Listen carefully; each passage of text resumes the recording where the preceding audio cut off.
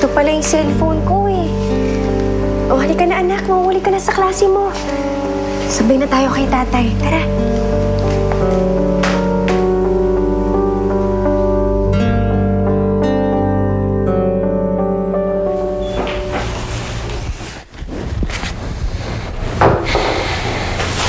Pinyansahan kita. Niloko mo ko. Yan pala ang ginawa mo?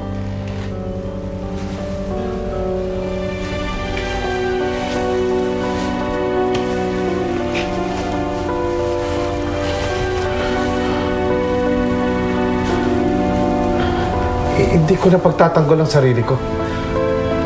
Wala akong laban sa mga litratong to.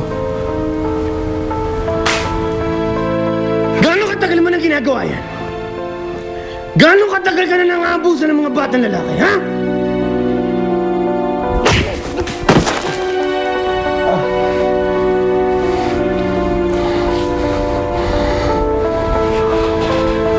Kung mahal mo talaga si Jennifer, iwan mo siya sa amin.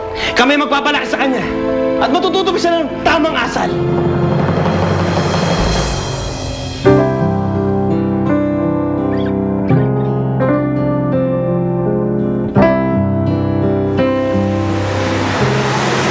Ano pa namang nangyari sa cellphone na to? Bakit hindi nababasa yung SIM card? Eh, nakakabit naman. Paano na to ngayon? Paano ko makukontak sila, Manny? Ipupunta pa naman sila ni Jennifer sa bahay. Paano ko sila matatawagan?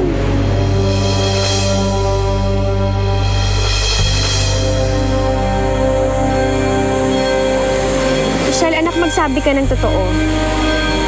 Nabagsak mo ba tong cellphone ni nanay? Hindi po ako yan, Nay. Baka sira po talaga yan.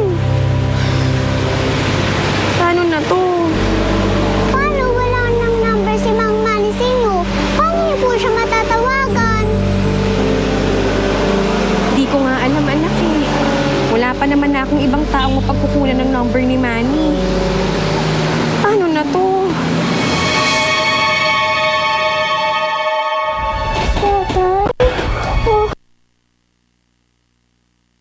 Tita Jacob, bakit mo po inaway yung tatay ko? Hindi, anak. Hindi, kasalanan ko to. Huwag kang magagalit kay Tito Jacob mo, ha? Huwag, kasalanan ko to. Don, halika sumama si Jennifer sa itaas mo na. Oo. Anak, hindi. Okay kami ni Tito Jacob mo. Tinan mo. Okay naman. Sige na. Doon mo na kayo.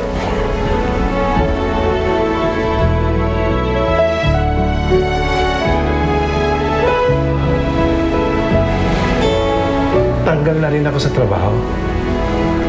Malamang wala nang tumanggap sa akin. Kaya kung sino man ang may gawa nito, nagtagumpay siya na paghiwalayin kami ni Jennifer. So, ibig mo sabihin, na-set up ka? Lalabas din ang katotohanan. Pero sa ngayon, wala akong magagawa. Kailangan iwan ko sa inyo si Jennifer. Dahil alam ko mas mapapabuti ang buhay niya dito kaysa ko isasama ko siya.